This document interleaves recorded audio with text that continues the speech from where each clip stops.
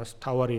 კონკურენცია და კონკურენტი აზიაში ყავს, მაგრამ იმისთვის რომ განმოითავისუფლოს მას ძალები, აქ მას სიმყარე ნახევარსფეროში ჭირდება. რაღაც ასაცილო იყო გაგიჟდა ყველა, ხო, რა გრენლანდია აუთხდა და რა პანამა აუთხდა, საერთოდ მოულოდნელი იყო და მე ინაუგურაციამდე ერთი კვირით ადრე გამოვაქვეყნე ის სტატია, სადაც გეოპოლიტიკური თეორიის ჭრილში ვხვდები, რატო გახდა ეს უცებ საერთოდ გრენლანდია, იმიტომ გახდა რომ ჯერ ერთიც ჩრდილოვანი წყლები ამ გლობალური დათბობის გამო დნება და ეს ვაჭრობა ჩრდილოეთიდან გაცილების სწრაფი იგივე ჩინური ტვირთებისთვის ვიზა ტრადიციული გზები იყო და ეხლაც ამდენიმე დღის წინ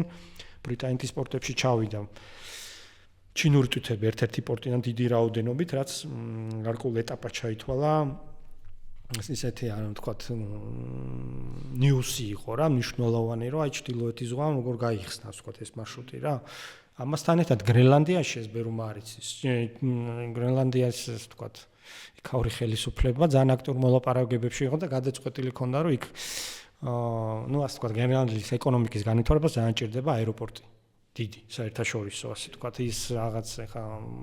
მცირე აეროპორტი ვეღარ უზრუნველყოფს რა მათ ხედვაში და რა თქმა უნდა ვინ გამოჩნდა ინვესტორი მოლაპარაკება იყო ჩინეთთან და ჩინეთს უნდა შემოსულიყო უბრალოდ აი ჰოპლაზე უცებ ამერიკის შეერთებულმა შტატებმა ჩახტნენ სხვადასხვა საკონსულო გახსნეს არც თუ ისე დიდი ხანია გრენლანდიაში რაღაც ესეთი